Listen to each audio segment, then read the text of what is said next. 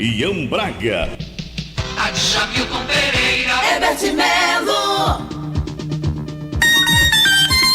Em Cajazeiras, estado da Paraíba, rapaz, são 15 horas e 34 minutos. Estamos conversando. Na terra do Padre Rolim, 15 horas mais 34 Pois minutos. é, estamos conversando com o senador e secretário lá da Prefeitura de João Pessoa, o cajazeirense Diego Tavares, que está aqui falando de política, falando das coisas boas da cidade. Diego, vamos, Raimundo, ouvir aí o povo, anota aí. Só que, Raimundo, só para eu fazer a leitura aqui do meu merchan, né? Porque a gente fechar para não ficar atropelado.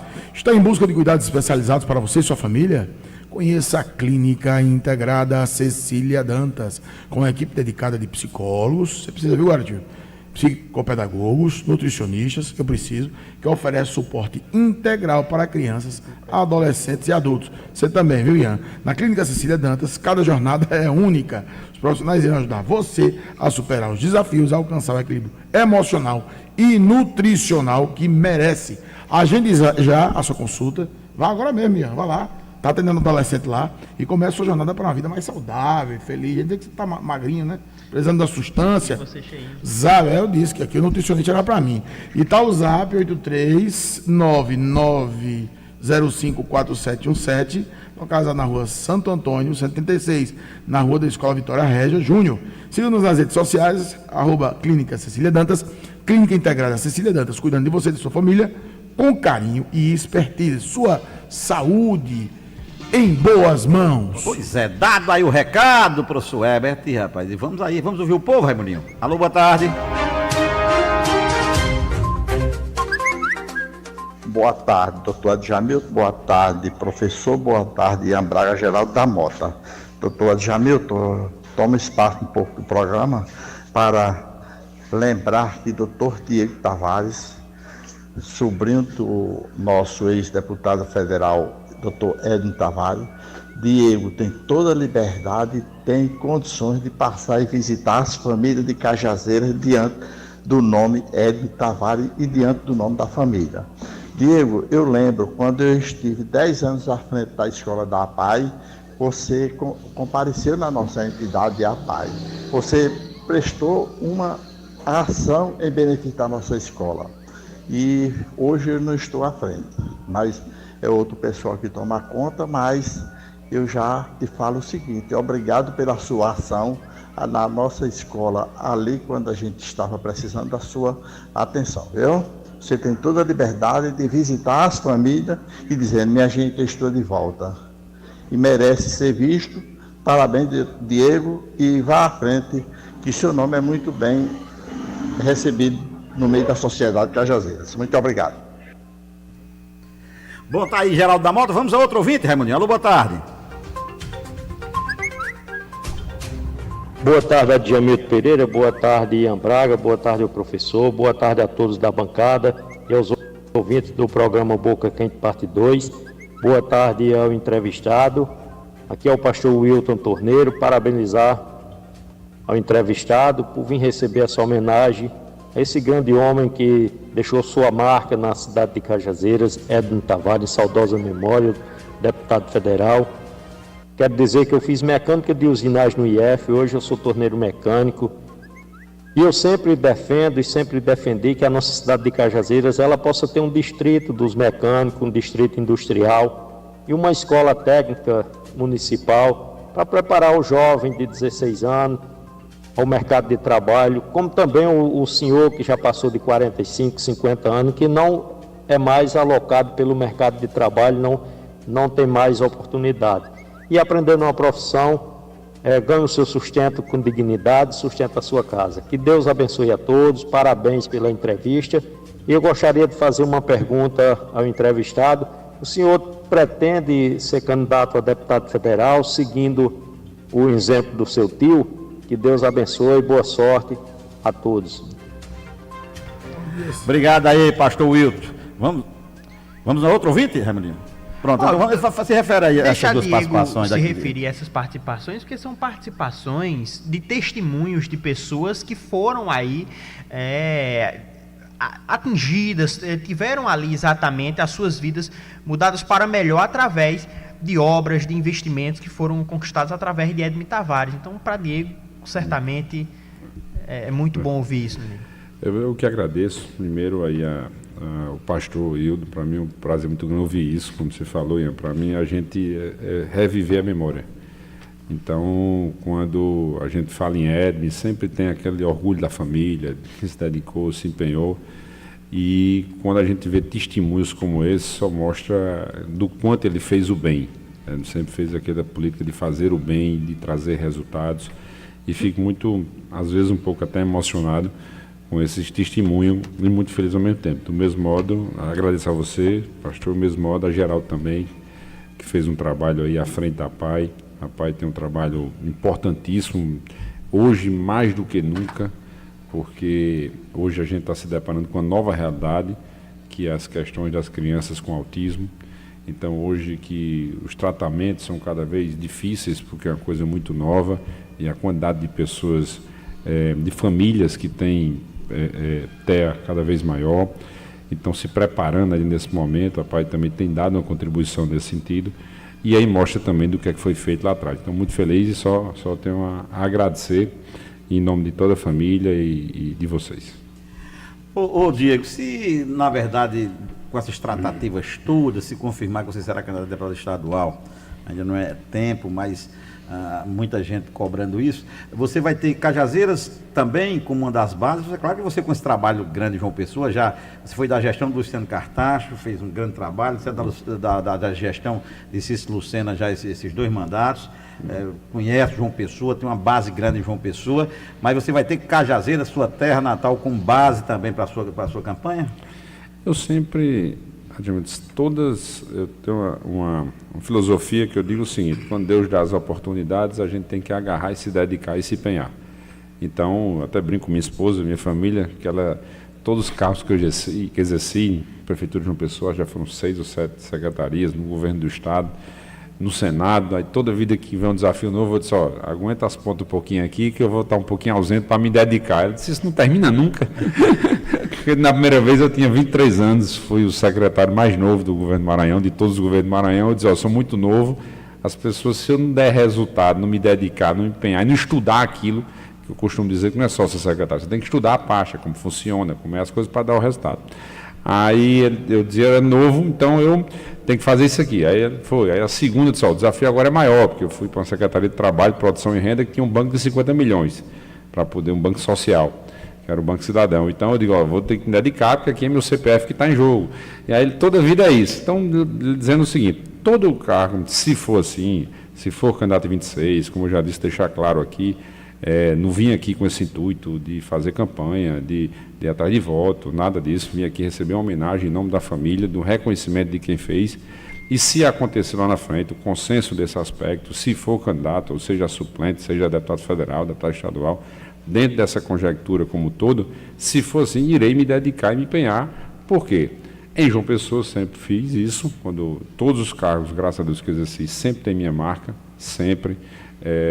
Até no Instituto de Previdência, que é um órgão até difícil você deixar uma marca, que você faz a burocracia. Quando passei por lá, a gente conseguiu não só desativar um grande número de corrupção que tinha lá dentro, mas também fizemos o primeiro concurso da história, fizemos uma sede nova, um clube social, enfim, tudo isso nós construímos.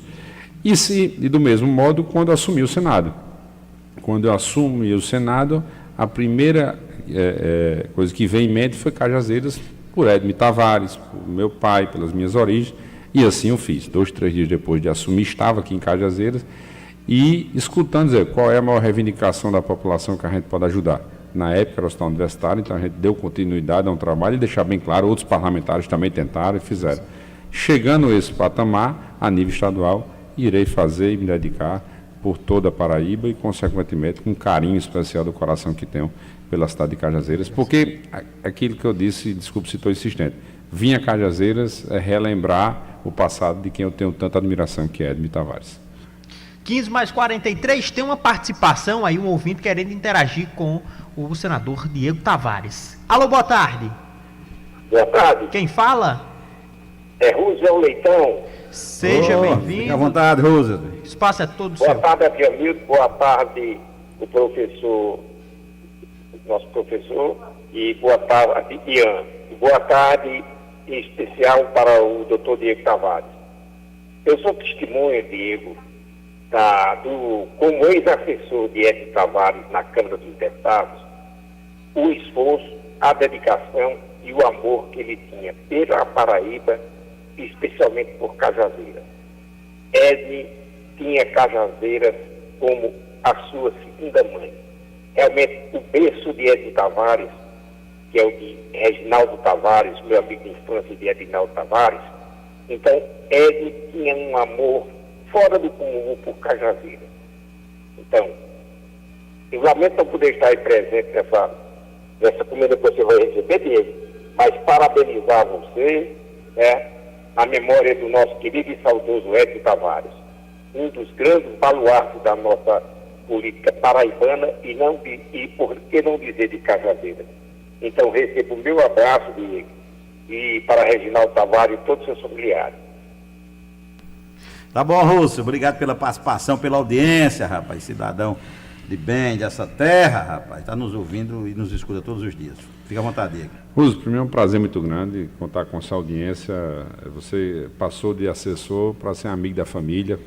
Precisamos se reencontrar, faz tempo que a gente não se reencontra, e toda a vida lembrava um fato de Edme, falava do carinho que tem, mas me permita aqui, diz que tem um ditado, quem convida não convida, né? Mas eu fui convidado hoje para participar da UFPB e queria estender o convite a você, porque você fez parte dessa história, dessa conquista com Edme, você sabe como assessor em Brasília, o tanto que ele se dedicou, se empenhou.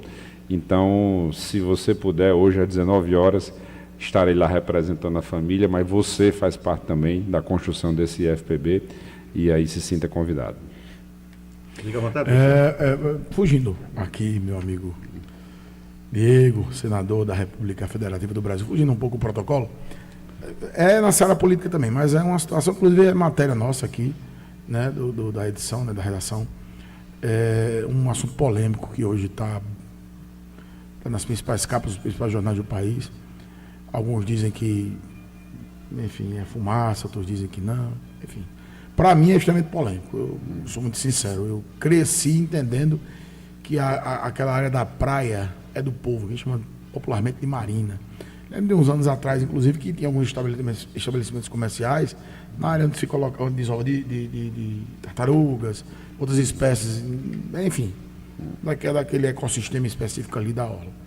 E aí vem um senador chamado Flávio Bolsonaro e propõe para que você que tem dinheiro possa fechar as praias.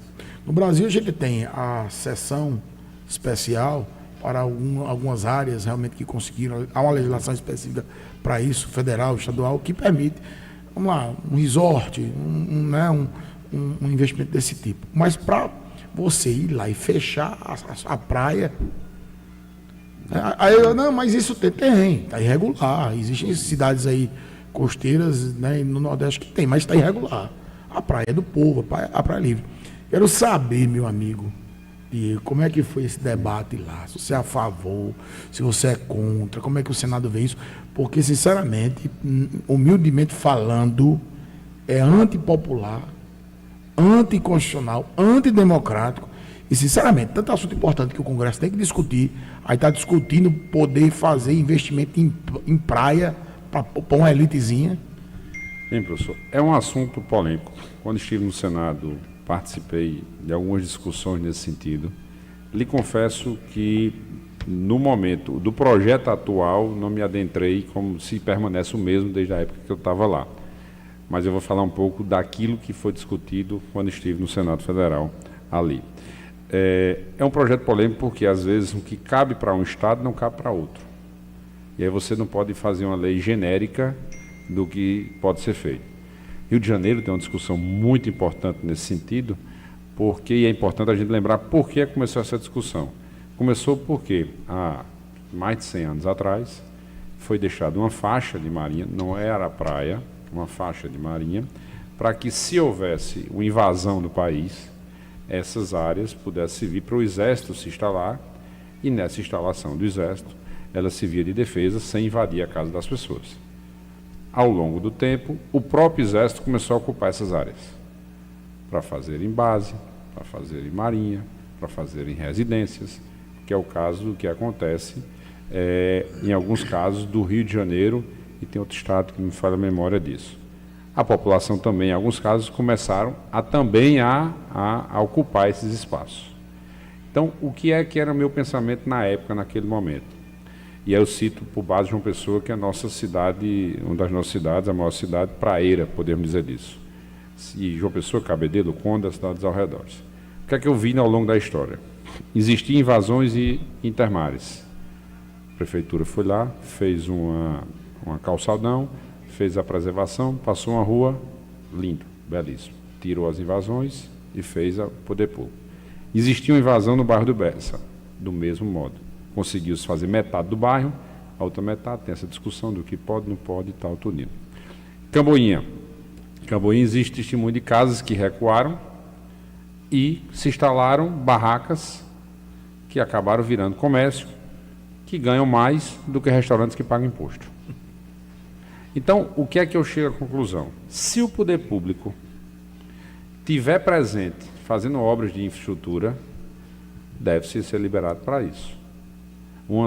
Na época tinha uma discussão que era o seguinte: as áreas que não têm interesse de exército, de marinha, que hoje são raríssimas de ter, são só nas áreas de efeito fortes que tem, elas seriam, primeiro, se o município quer fazer ou não. Segundo, seria para cooperativas da área de pesca, algo desse sentido. E depois seria para o privado, se ele quisesse. Eu estou falando não da praia, estou falando da área em frente à praia. Na época eu até disse, só deixar claro aqui, de que se for para as cooperativas, que não seja para fazer residência. Porque, é lógico, mas se for para fazer a cooperativa, para chegar ao barco, para estar lá e tal, tudinho vai fazer. Então, esse é um ponto. Quanto à questão de fechar praia, isso, minha posição, eu sou contrário. A praia tem que ser aberta ao público, inclusive isso tem uma interpretação cultural da própria cidade. Nós temos no país ilhas que são privadas, e às vezes eu me assusto, no Rio de Janeiro mesmo, me deparei uma vez com ilha privada, me assustei, eu digo ilha privada no Brasil, mas existe aqui em Campina Grande, inclusive, no Rio, mas essa cultura mudou. Então, o que é praia, aberta ao público, o que é área não ocupada, tem que dar um definitivo, porque senão você vai tirar uma ocupação de uma casa que tem lá e vai gerar uma outra ocupação, muitas vezes sendo desleal à concorrência na parte dos empresários.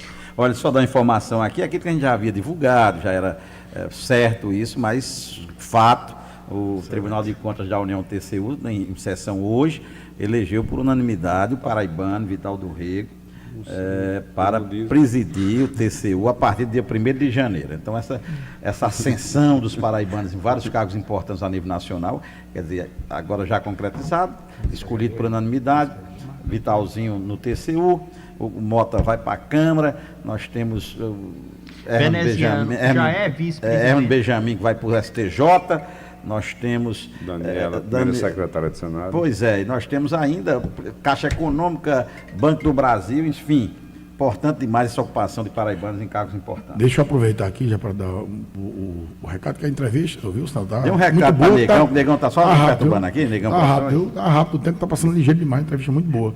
Mas o vereador Marcos Antônio Carrapateira, rapaz, não vou poder jogar seus vídeos, Marcos, porque estamos aqui, né, e ele inclusive parabeniza, né, abraço ao grande Diego Tavares, em nome do povo de Carrapateira, é isso mesmo? Exatamente. E conhecemos... Pessoalmente, é um grande cidadão paraibano, né? E ele reclamando que lá está faltando energia desde aí, assim, cedo. O senhor avisa aí, o município está sem energia desde manhã cedinho. Carrapateira é um município, não é uma casa, não. Estamos sem sinal de TIM também, em virtude da falta de energia. Então tá aí, tá complicado, feita, né? Tá feita a reivindicação aqui. Nós estamos chegando aqui ao fim da nossa entrevista, mas eu quero deixar aqui uma pergunta também a Diego, referente exatamente a um projeto que hoje foi aprovado dentro da Comissão de Assuntos Econômicos, o CAI, lá do Senado Federal, que é sobre a modificação, né, sobre aqueles recursos, os elementos de despesa que serão ali elencados dentro do cálculo com despesa com pessoal. E aí, dentro desse projeto de lei, que inclusive teve relatoria do hoje senador Efraim Filho, à época era deputado federal, tem como objetivo retirar do cálculo de despesa com pessoal, daquele limite de 54%, cooperativas, empresas privadas, institutos, enfim, a terceirização da mão de obra está fora desse cálculo. O que é que Diego pensa a respeito desse projeto de lei? Se estivesse no Senado, ou se ainda tiver a oportunidade de estar e cair essa matéria na pauta, como é que Diego vai se posicionar? Ainda está com urgência urgentíssima. Me parece, eu não vou olhar até direito, mas parece que era aumentar de 54 para 60 também. Viu, não, os 60 já é, porque 60 é o cálculo do município. É 54 do executivo mais 6 do legislativo. É só para retirar do cálculo. Pois é, vamos deixar terceirizados fora. Não, é o seguinte, primeiro eu achei esse cálculo de 54% para o município um pouco injusto você fazer em todas as esferas. Vou citar um exemplo aqui do que é uma realidade, do que eu estou na da secretaria da Prefeitura de João Pessoa. A Prefeitura, ela tem mais serviços que o Estado.